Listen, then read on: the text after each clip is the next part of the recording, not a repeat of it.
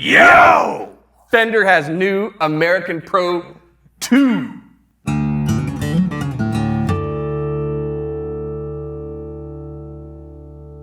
Hey, you're watching Alamo Music TV. My name's Chris McKee. And I'm Cooper Greenberg. We're here with Alamo Music Center in San Antonio, Texas. You can find us online at alamomusic.com. If you're new to our channel, make sure to subscribe, turn on notifications, like our videos, and comment below. If you'd like to support the channel, make sure to visit our Teespring store linked below for custom designed t-shirts like this Stranger String shirt that we've redesigned just for you.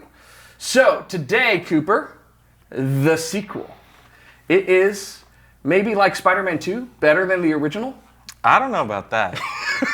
I love Green Goblin. Green Goblin is great, but we're not talking about movies. These are yeah, the sequel is better. These are better. So, yeah, even though sequels usually aren't, these live up to the hype. So these are American Pro 2 guitars from Fender. And they're not just the number 2, they are TOO, meaning they are American Pro also. As well. Yes. So, but no, truthfully, here's what's going on. Fender has revamped the American Professional Series line of guitars. Now, if you have been following along with what Fender has done with their lineup over the past few years, they replaced the very long-running American Standard Series guitars with the American Professional or Pro line of guitars a few years ago. And now they have come back with a new revamp, some new colors, some new features, and really these are they're Fender's flagship guitars, right? I mean, you've got the Ultra line of guitars, which really are above these. They're more expensive. They have a lot more modern features to them. But these have always been kind of the bread and butter flagship of Fender's line that has kind of their core mix of features and are made to represent what Fender is quintessentially. And so we've got some new colors like this awesome Miami blue. Yeah. This is the perfect guitar if you're cruising around in a white Ferrari, you know, This is what you need. So Miami blue, and you've got probably one of the coolest combinations here in that Tele. Yeah. This is natural roasted pine. Roasted pine. Not crisp pine, roasted pine. Yeah. Like Star Trek when he got roasted for like people that didn't like the movie. He was roasted pine, just like this. Just like in Wonder Woman, it's back. Yeah. But yeah, instead of ash for their natural finish. And so if you don't know this, we should actually probably pause for a second and kind of clarify what's been going on. Because earlier this year, or maybe at the end of last year, Fender announced that they would not be using ash on many of their models. In fact, the only ones that will continue to use ash are kind of their historic reissue guitars. So custom shop stuff, American original stuff, that is like a 50s Tele in a finish that would have had ash, like butterscotch, that would still have ash. But otherwise, they're not using it, and it's because they can't get enough quality ash to utilize. So when they revamped these, they still have alder in the mix, and generally it comes down to which finish you go with, because they don't use alder with a transparent finish. It just doesn't have enough grain structure. Yeah. So they've gone with pine, and what's interesting about pine is what was originally used way back when on those earliest Esquire, Telecaster prototypes that Leo Fender was building. Now these are roasted, and it's doing a few things. It's making the wood a little bit hardier, a little bit stronger. It's also lightening it. So this is like a 5-pound Tele. So, just for you guys who are always out there, this is for the ones who message us constantly. How much does this guitar weigh? I need something that's under 6 pounds. There you go. Could be it. Yeah. Yeah, definitely a very cool guitar. But let's talk about some of the changes that have come about on these models. So you want to tell us about the pickups? Yeah, so they're VMod 2 pickups. VMod the sequel. 2. They sound great. It's kind of your classic Fender tone. They sound awesome. Everything about it is kind of that like classic Fender vibe, just tightened up to the kind of quintessential, Yeah, the VMods are like vintage modified, and I think what they were originally going with when they introduced them on the Professionals, it's this mix of magnets to give you that classic Fender tone, and it varies across the lineup. The structure of the pickups in the Telecaster are very different from the structure of the pickups in the Stratocaster, and they're designed to have that vintage vibe, that tone, but work in a modern setting with modern effects, modern amps to do what a lot of modern music and guitars ask it to do. So a lot of the vintage pickups probably would have been underpowered. Maybe they don't sound as full in certain frequencies, and so this is to give you that that feel, that vibe, but address maybe some of the shortcomings that you would otherwise have with maybe like a 50s, pickup. So very cool on those. The necks feel great. Yeah, that satin kind of, is that rolled? Is that? Rolled edges, Yeah. which we saw on the Ultras. Which feels fantastic. Yeah, feels fantastic. And the back of the neck, the finish is different. It's being called supernatural satin. So I don't know what wizardry it's being done at Fender, but yeah, it's a very smooth, very fast playing neck. With a maple fretboard, they've often done this on going back to the standards, and I thought it was the best of both worlds.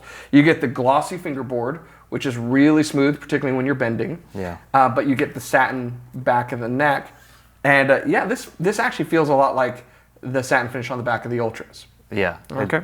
It does. No sticky.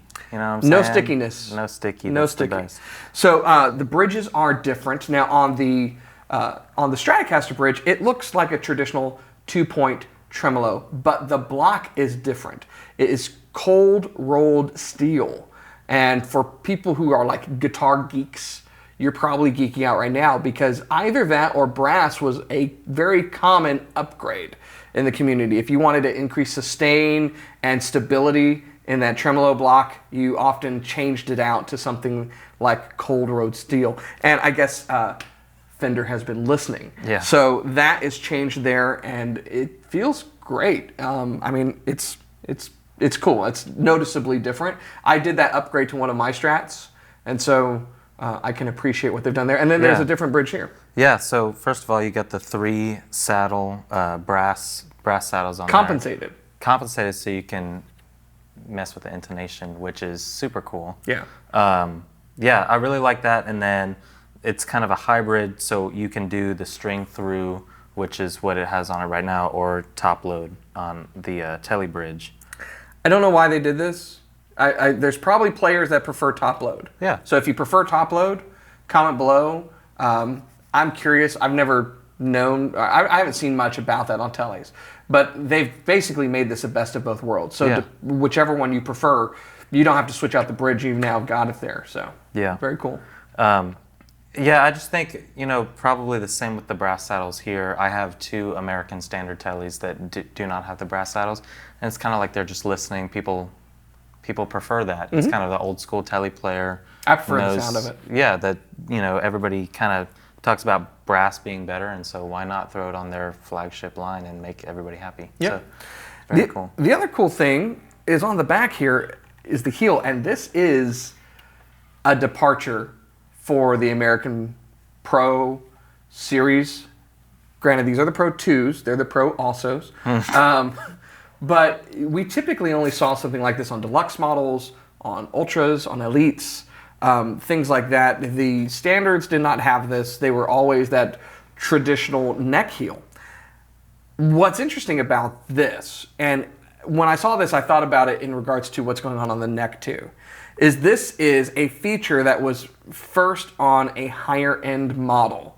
The Elites, the Deluxes, the Ultras now have their own kind of scooped, carving that's going on, thinned heel, all sorts of stuff. So this has now come down to this. I think the back of the neck is also something that we first saw featured. You mentioned the rolled edges. Yeah. A lot of the features that have now come to this upgrade on the line, it's almost like what you see in automobiles.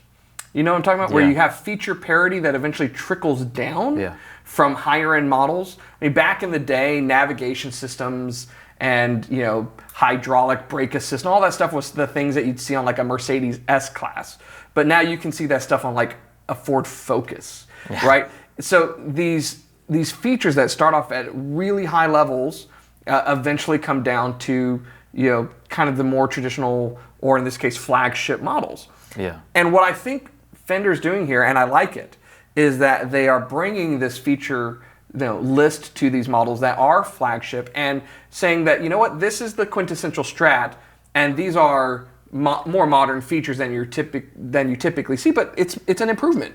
It's better. Yeah. We're gonna put it on the guitar. I think they're smart and they take enough time to see if there's a consensus to a certain degree, like we all like this and want this, and they just make it available instead of reserving it for that premium, grade, which is just a cool thing to do as a brand. Well, and it makes sense too, because for a bit you could buy a made in Mexico deluxe that had that, and you'd have to go to like an Elite at the time or an Ultra to get something similar in the US line. And to me, that never made much sense. Yeah. I have a Fender Select Strat, which they no longer make, and it has that. And it's really comfortable when you're playing up higher. And so it's nice that the quote-unquote flagship, the professional line in their lineup, actually now has that comfort feature. Yeah. So very cool. So all in all, great upgrades to the professional series. Improved pickups, improved feel with the neck and the heel. Great new hardware that's going along with these. And let's not forget that there are special knobs down here. Now, we don't know what these...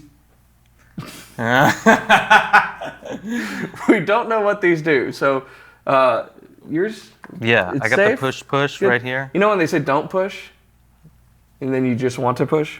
So this is a push-push, not a push-pull. So when you push it, it's supposed to do something. These out of the case for the first time, so we're going to do a little playing demo and find out in real time. It gives you some sonic versatility. Oh yeah. Intentionally vague. We're going to do a comparison, or really a playthrough on these, and we'll show you what it does. So without further ado, let's check it out.